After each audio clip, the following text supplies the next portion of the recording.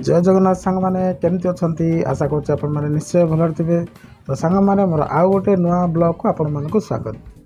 तो सांग मैंने आज ब्लॉग टी हूँ अष्टमी पूजा विषय। तो चलतु मुझे अष्टमी विषय टी पदे किसी कह वीडियो पूरा शेष जाए देखूँ। आउ वीडियो भल लगे भाई गोटे लाइक कर दिंतु। तो चलतु वीडियो स्टार्ट करिया भाई।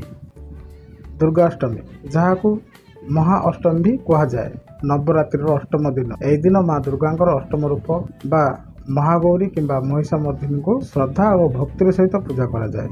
देवी दुर्गा 9टी दिन धरी महिषासुर सहित युद्ध करथिले। अष्टम दिन से महिषासुर को वध करथिले। यह धर्म उपरे अधर्मर विजयर प्रतीक।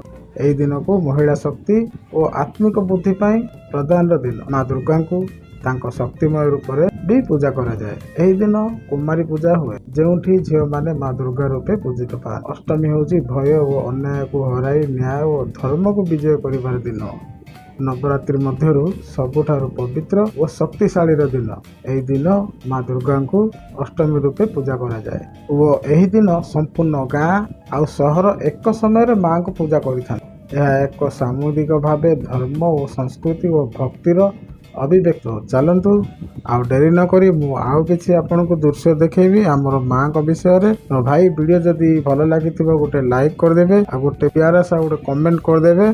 जदि भाई वीडियो टी भल लागुछि गोटे लाइक कर देबे, शेयर कर देबे सांग मानक सहित। एटा हम गंजाम जिल्लार प्रसिद्ध माने हमर भारतर दुर्गा अष्टमी माने पूजा नवरात्रि पूजा विषय रे गोटे मु वार्ता देली आपन मानकु। तो बहुत बहुत धन्यवाद वीडियो टी आपन माने शेष पर्यंत देखिथिबारु। तो भाई जदि वीडियो भल लागि गोटे लाइक कर देबे आ कमेंट कर आ चैनल को सब्सक्राइब कर देबे। तो से पर्यंत विदाय दियंतु। पुणी देखा हो आउ गोटे नेक्स्ट ब्लॉग रे आउ नुआ ब्लॉग। रोइली भाई, जय जगन्नाथ, जय श्री राम, बाय बाय।